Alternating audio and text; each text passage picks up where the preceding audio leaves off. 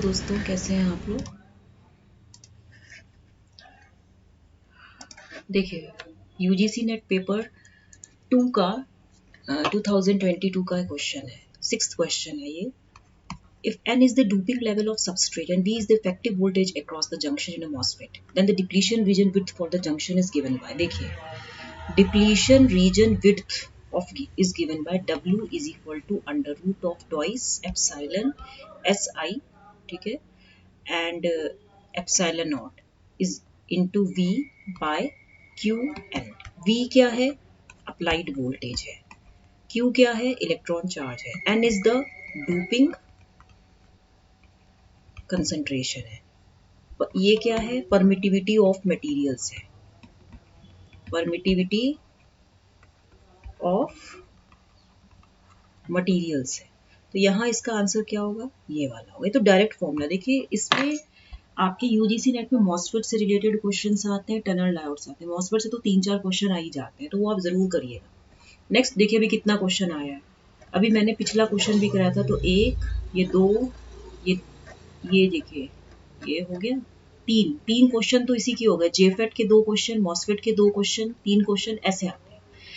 For n MOSFET fabrication the substrate required is. N MOSFET के लिए substrate कौन सा होता है? पी टाइप सबस्ट्रेट होता है। एन मॉसफेट के लिए एन चैनल मॉसफेट, इसका मतलब क्या है कि N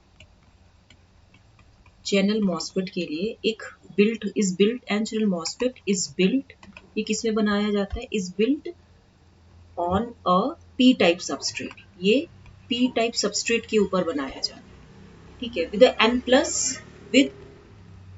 N plus source and drain regions. और जो पी मॉसफेट होगा, अगर जो पी मॉसफेट होगा, ये किस पे बनाया जाएगा? एन टाइप सबस्ट्रेट पे। मतलब पी मॉसफेट का मतलब क्या हुआ? P channel MOSFET. तो ये किस पे बनाया जाएगा? It is built on n n type substrate. ये एन टाइप सबस्ट्रेट पे बनाया जाएगा with p plus drain and source regions. तो ये आपको मालूम होना चाहिए।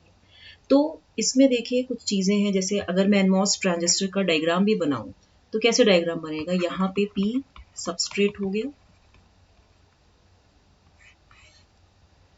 ठीक है, यहाँ पे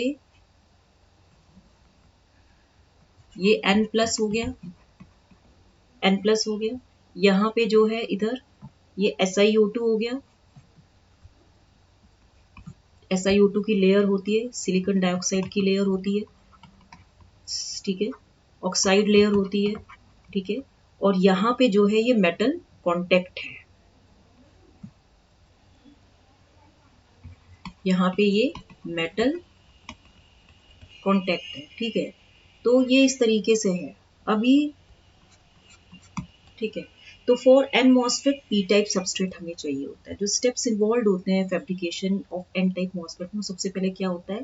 पहले तो preparation of p type substrate material, preparation of p type substrate. फिर सेकंड क्या है?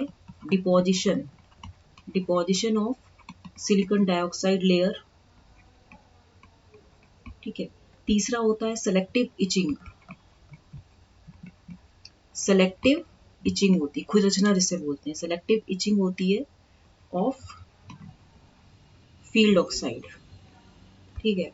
फोर्थ है कि थिन ऑक्साइड लेयर की हम डिपोजिशन करते हैं, thin oxide layer deposition over the surface. ये मैं आपको बता रही हूँ, ये क्या बता रही हूँ मैं? This is the fabrication, this is the how to fabrication of n MOSFET, ठीक है। तो पहले पी टाइप सबस्ट्रेट प्रिपेयर करते हैं, फिर उसके ऊपर हम SiO2 की लेयर जमाते हैं, फिर सेलेक्टिव इचिंग करते हैं, फील्ड ऑक्साइड लेयर की उसे खुरचते हैं, फिर वहां थिन ऑक्साइड की लेयर डिपॉजिट करते हैं, ठीक है। फिर क्या करते हैं? पॉलीसिलिकॉन डिपोजिशन करते हैं। फिफ्थ पॉइंट है पॉलीसिलिकॉन, पॉलीसिलिकॉन डिपोजिशन करते हैं, पॉलीसिलिकॉन डिपोजिशन ओवर सरफेस करते हैं। फिर सिक्स पॉइंट है पैटर्निंग एंड इचिंग करते हैं, पैटर्निंग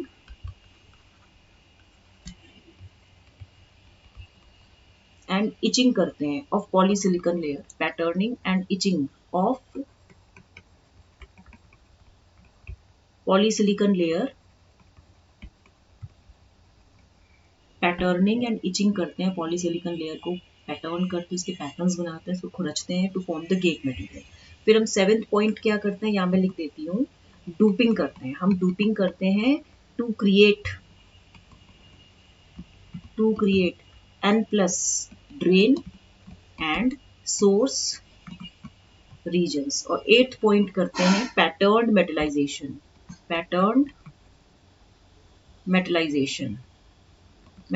जाते हैं ना, इंटरकनेक्ट्स। तो ये 8 पॉइंट्स थे। First, preparation of p type substrate, then second, deposition of SiO2 layer, then selective etching of field oxide, ठीक है।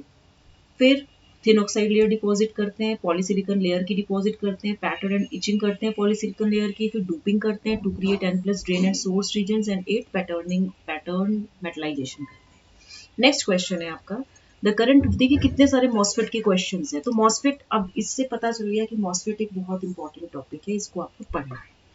The current voltage relationship for the MOS transistor in a saturation region is expressed as, ये मैं आपको कई बार बता चुकी हूँ, mu n CoX W by 2L VGS minus VT का होल स्क्वायर। मैंने आपको कई बार बताया है कि अगर VDS less than VGS minus VT है तो MOSFET जो होता है ये एक्टिव रीजन में होता है, it is in active reason.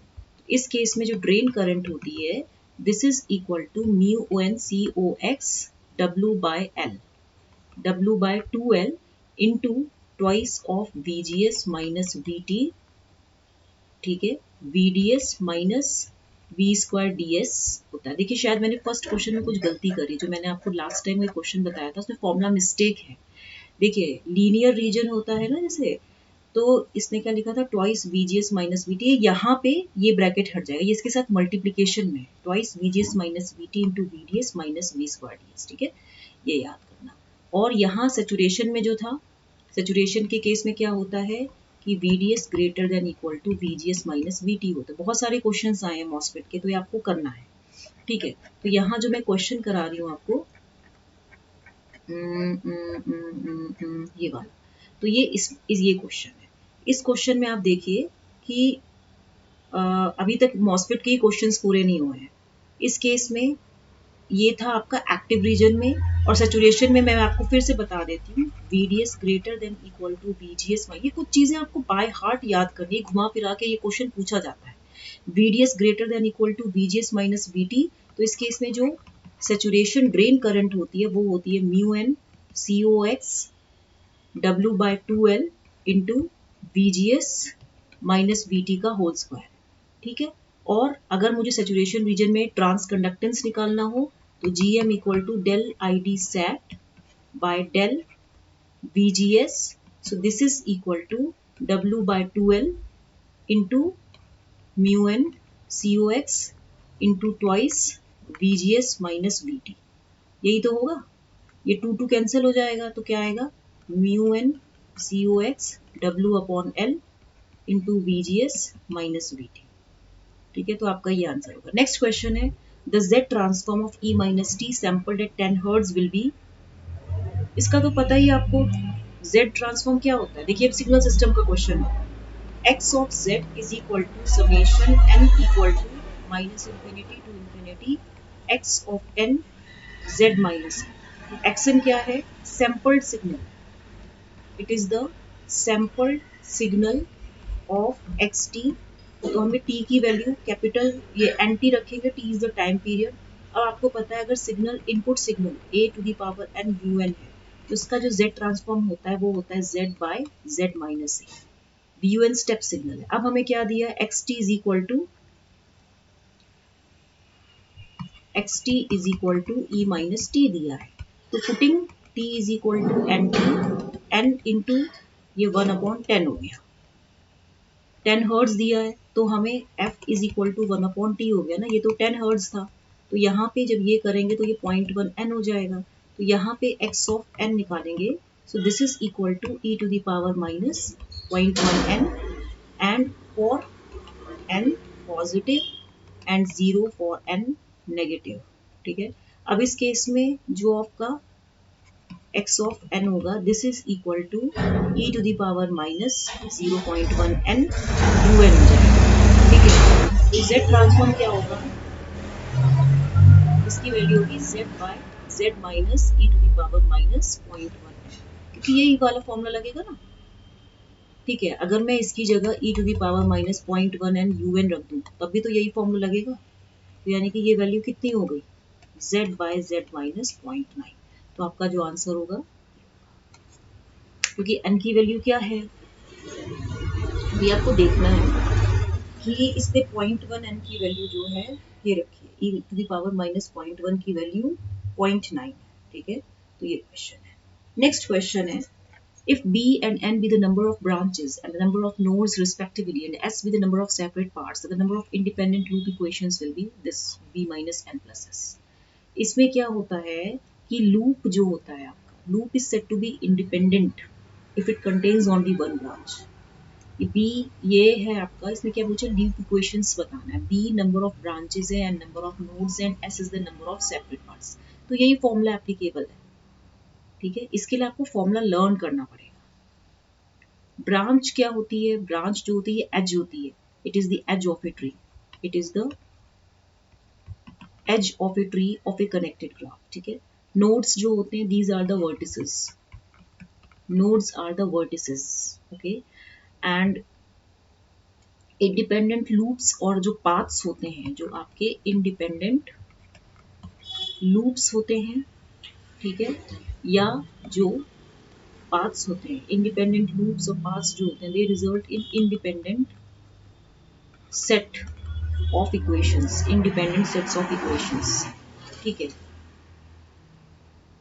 Next question है, a two port network is reciprocal if and only if z12 is equal to z21। ये इंपॉर्टेंट पॉइंट है, ये आपको मैंने बताया था, ये भी फॉर्मूला है, इसको आपको याद रखना है। रेसिप्रोकल कब होता है, z12 is equal to z21, y के केस में होता है y12 is equal to y21। Similarly abcd के केस में होता है delta t is equal to ad minus bc is equal to 1। h के केस में होता है h12 equal to minus h21।